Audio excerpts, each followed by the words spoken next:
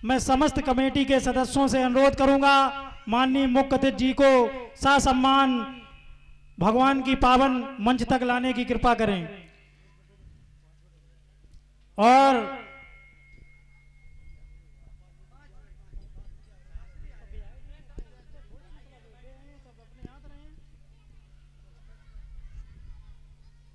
और मैं अनुरोध करूंगा कमेटी के अपने सदस्यों से भाई दीपान सिंह जी माननीय मुख्य अतिथि जी का माला पहनाकर स्वागत करें। साथ ही साथ भाई विवेक यादव जी, भाई संजीव कुमार जी, भाई प्रदीप कुमार जी, श्री दरबारी लाल जी, श्री महेश चंद्र जी, श्री दलवीर सिंह जी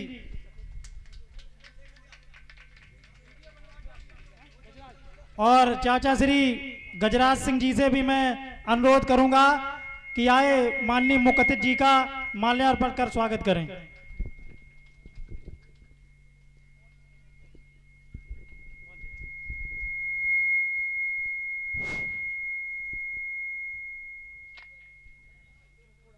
बहुत ही पावन श्रीमद् भागवत कथा चल रही है और मैं शास्त्री जी से अनुरोध करूंगा कि बस थोड़ा समय लूंगा, इसके बाद में आपकी कथा पुनः फिर सुचारू रूप से प्रारंभ होगी। और स्वागत श्रृंखला को देखते हुए और कई कार्यक्रम भी लगे हैं, उनको भी ध्यान में रखते हुए मैं सीधे सीधे अनुरोध करूंगा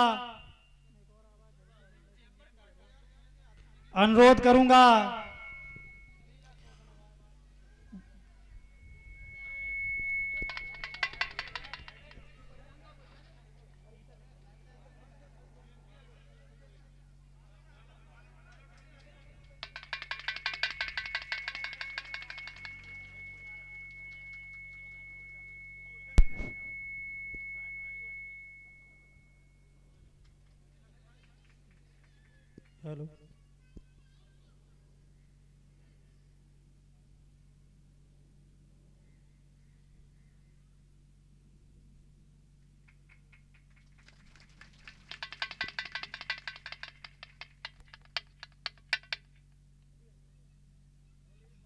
बोलिए गोविंद भगवान की जय, राधा रानी सरकार की। और माननीय मुख्य अतिथि जी के द्वारा फीता काटकर प्रारंभ किया गया। अब मैं सीधे सीधे अनुरोध करूंगा समाजवादी पार्टी के बहुत ही शानदार जानदार नेता आदरणीय डॉक्टर नवल किशोर साक जी से करोड़ों करोड़ों युवाओं के दिलों की धड़कन और हम सबके महबूब नेता आदरणीय डॉक्टर नवल किशोर साक जी आए और सामने बैठे हुए भक्तों को संबोधित करें।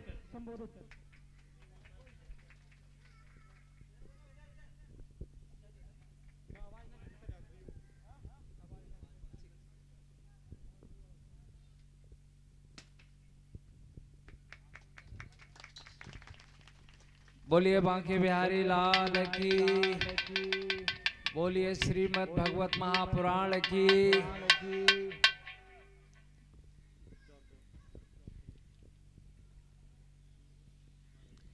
मेरे अपने गांव कोल्हापुर की आज इस श्रीमद् भगवत कथा महापुराण के पंडाल में सबसे पहले भगवान के स्वरूप बांके बिहारी राधा रानी के चरणों में शीश झुका के नमन करता हूँ।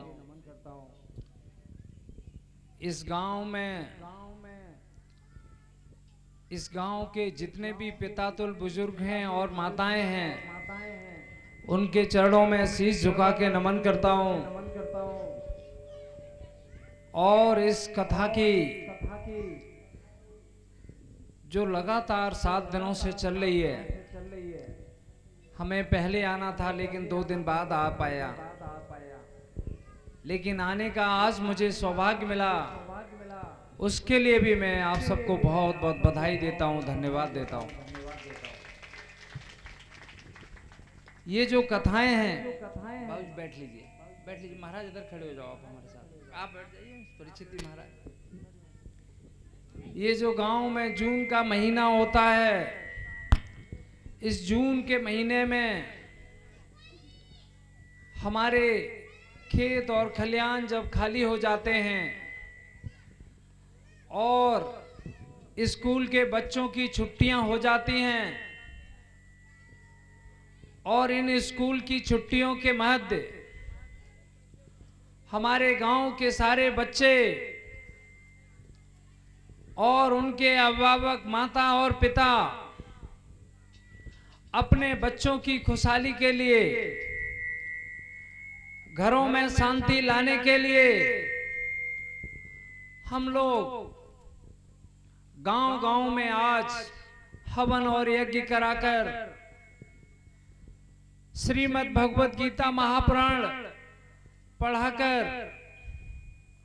उनके वचनों को शास्त्री जी द्वारा सुनकर हम अपने परिवार की दुहाई के लिए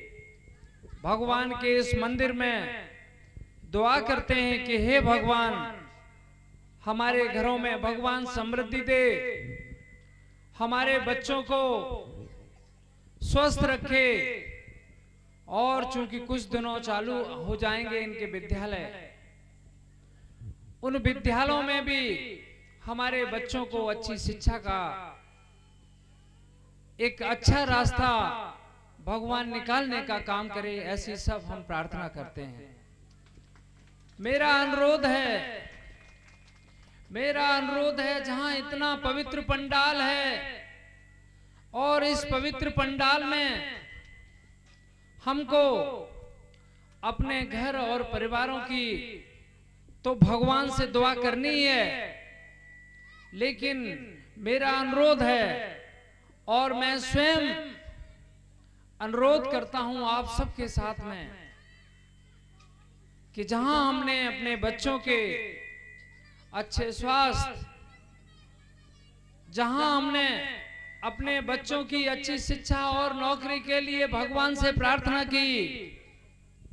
इस बार इस पवित्र पंडाल में एक प्रार्थना और कर लेना, और वो प्रार्थना इस भगवान के दरबार में इस देश की खुशहाली के लिए, इस भारत देश की खूबसूरती के लिए, इस भारत देश की तरक्की के लिए कर लेना, जिस भारत देश की खुशहाली में हमारे गांव के बच्चे विभिन्न फौजों में जाने का काम किया करते थे और देश की सरहद पर अपना जीवन तक निछावर करने का काम करते थे। आज वर्तमान में भारतीय जनता पार्टी की सरकार ने हमारे बच्चों के भविष्य को अंधकार में डाल दिया। उनको अग्निवीर नाम की योजना के चलते, जहां हमारे देश के फौज पर, जहां हमारी देश की फौज सरहद पर आजीवन अपना जान निछावर करने का काम किया करते थे, वहां हमारे गांव के किसानों के बच्चों को 4 साल भेजने का काम किया है। और हम देख रहे हैं आज भारत देश में, जहां भारत देश सोने की चिड़िया कहा जाता था, जहां भारत देश सोने की चिड़िया कहा जाता था, और जिस देश पर हम सबको गर्व हुआ करता था, आज भारत देश ऐसे लोगों के हाथ में चला गया। आज भारत देश ऐसे लोगों के हाथ में चला गया है कि धीरे धीरे हमारी सारी सरकारी संपदा है उसको खत्म करके प्राइवेट हाथ में दे दिया गया है। मैं याद दिलाता हूं इस देश की खूबसूरती में भारत के संविधान से हर देश के नागरिक ने काम किया होगा, तभी इतना देश महान हुआ होगा। मैं याद दिलाना चाहता हूं, चूंकि बहुत बड़े हमारे पिता तुल बुजुर्ग बैठे हुए हैं, इस देश में एक ईस्ट इंडिया कंपनी आई, इस देश में एक ईस्ट इंडिया कंपनी आई, और वो ईस्ट इंडिया कंपनी पहले व्यापार की और व्यापार करने के बाद इस देश को गुलाम बनाने का काम किया। सभी लोग तालियां बजाएंगे, जोरदार तालियां। मैं याद दिलाना चाहता हूं, उस गुलामी के लिए हमारी भारत माता के कितने सारे सपूत हुए। इस पूरे भारत देश में, इस पूरे भारत देश के कोने कोने में तमाम क्रांतियां हुई, जहां हमारे वीर सपूत जवान हुए, जहां हमारे वीर सपूत शहीद हुए, वहीं हमारी बहनों ने भी इस देश को आजाद कराने के लिए अपने जान न्यौछावर करने का काम किया। मैं इस श्रीमद् भगवत गीता महापुराण के पंडाल में आपसे अनुरोध करना चाहूंगा कि हमारे शहीदों की कुर्बानी को, हमारे शहीदों की कुर्बानी को आप बर्बाद मत जाने देना, और इस देश की खूबसूरती है, इस देश की खूबसूरती है जो भारत का संविधान है, उसको बचाने का काम करना। मैं इस कथा के माध्यम से, चूंकि मैं डॉक्टर नवल किशोर साहब, आपको मालूम होना चाहिए, लगातार 13 सालों से हमने आपके मान और सम्मान के लिए, मुझे लगता है कि हम लखनऊ की किंग जॉर्ज मेडिकल कॉलेज और देश और विदेश के बड़े बड़े विश्वविद्यालयों में जाके नौकरी कर सकता था, लेकिन मुझे जब होश आया, मुझे याद है हम 2012 में अलीगंज में आए थे, और वो आप लोगों का प्यार था, वो आप लोगों का प्यार था, जो 67,000 लोगों ने मुझे आशीर्वाद देने का काम किया था, और उसी आशीर्वाद के चलते मैं आपका हमेशा हमेशा हो गया, और जीवन पर्यंत, अभी तो लगातार मैंने 13 सालों से आपकी सेवा की है, लेकिन मैं आपको भरोसा दिलाता हूं, एक डॉक्टर के चलते मैंने आप लोगों की, चाहे कभी भी कोई भी आदमी हमारे हॉस्पिटल आया होगा,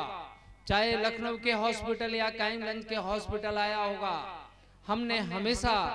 अपने परिवार का एक व्यक्ति या सदस्य के रूप में हमेशा इलाज करने का काम किया होगा, और किसी ने भी अगर कह दिया होगा कि डॉक्टर साहब फलाने प्रधान जी ने हमें भेजा है, मैंने फोन उनका रिसीव किया हो या न किया हो, मैंने हमेशा यही कहा होगा कि हाँ फोन आया था और आपकी हर संभव मदद होगी। और मुझे जब इस बात का एहसास हो गया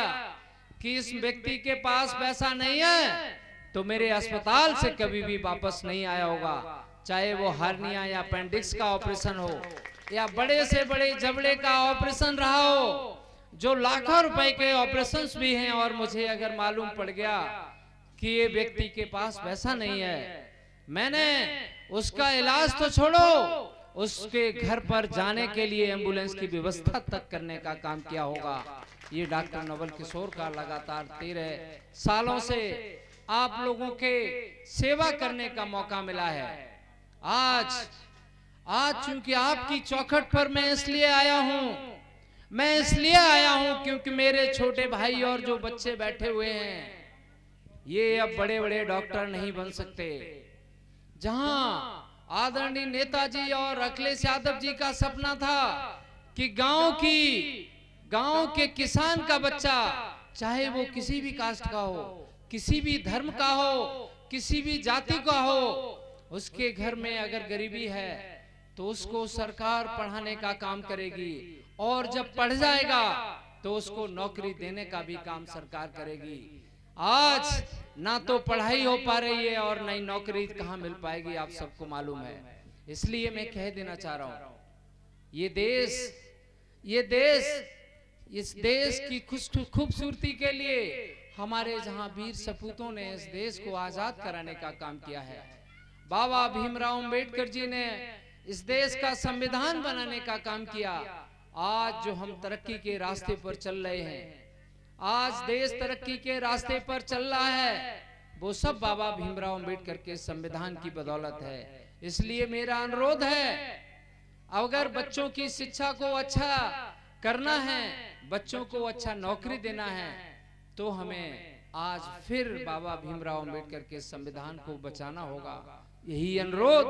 यही अपील इस पंडाल में आप सबके बीच में करने आया हूं मैं। चूंकि आज अंतर्राष्ट्रीय योगा दिवस भी है, आज 21 जून है, अंतर्राष्ट्रीय योगा दिवस भी है, और गीता में लिखा हुआ है, गीता में लिखा हुआ है कि जो लोग योगा करते हैं, जो पुरुष योगा करते हैं और योगा के माध्यम से वो अपनी कार्य शक्ति को आगे बढ़ाने का काम करते हैं। इसलिए भी मैं इस पवित्र श्रीमद् भगवत गीता महापुराण की बधाई के साथ आप सबको अंतर्राष्ट्रीय योगा दिवस की बहुत बहुत बधाई देता हूं। और बहुत बहुत बधाई के साथ मैं विशेष धन्यवाद देता हूं ग्राम बड़े कूलापुर के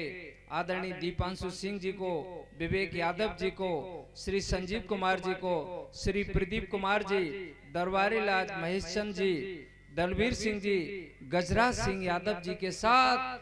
जिन लोगों का मैंने नाम नहीं लिया है, उन सबको मैं बहुत बहुत अंतर्राष्ट्रीय योगा दिवस और श्रीमद् गीता महापुराण की बहुत बहुत बधाई देते हुए मैं अपनी बात को विराम करता हूं। बहुत बहुत धन्यवाद, बहुत बहुत साधुवाद। बोलिए बांके बिहारी लाल की, बोलिए गोविंद भगवान की। बहुत बहुत साधुवाद। और दो शब्दों में संकीर्तन बोलते हैं। इसके बाद आप लोगों के समक्ष परम पूज्य गुरुदेव जी पधार चुके